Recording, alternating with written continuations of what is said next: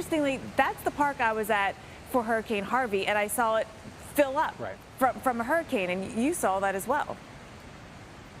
Absolutely, Jen. You remember, this is the Bayou City. There are 10 bayous flowing through and around Houston, Texas. Their entire purpose, Jen, as you well know, is to funnel water out of this city so it doesn't flood. This is a flood-prone part of Texas, so these bayous are working, and they're working right now. You can actually see the Buffalo Bayou over here. It is over its banks, but that is not abnormal. It's supposed to do that. Take note to the trees, obviously indicative of flooding. They're in the water. They shouldn't be there. So the bayous here are working, but we have saturated soil here in Houston, Texas, and in so much of East Texas. And a great way to see that is right here at Eleanor Tinsley Park, a beautiful skyline shot, but also a great way to show you just how saturated the soil is. And it's because of this saturation that the flood threat is so high today.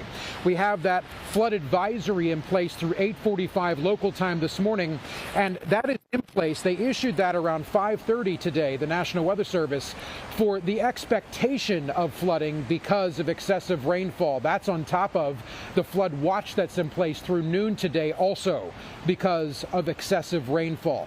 Earlier, we can tell you, I-45 north up near Huntsville, Texas, about an hour north of us. I-45 was shut down in both directions earlier this morning because water was over the roadway.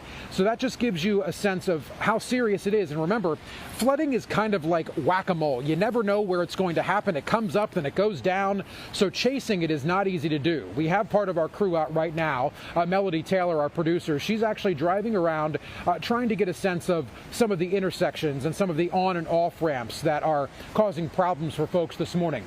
School districts in many places have either closed or are delaying opening today. School districts like Austin School District, the ISD, in Texas they call them independent school districts. Austin ISD is closed today. Here in Houston and many other school districts, they're opening late today. Just out of an abundance of caution for our kids and their safety. Dr. Postel, also teachers and administrators having to get to those schools. Many schools either not opening or opening late today. So Dr. Postel, definitely a tough day here, a tough several days as the inches of rain continue to mount. And I will tell you, Dr. Postel, I know you're tracking the severe threat overnight. Major thunder, lightning here as we were arriving to our live shot location at Eleanor Tinsley Park, and that continues throughout the course of this day.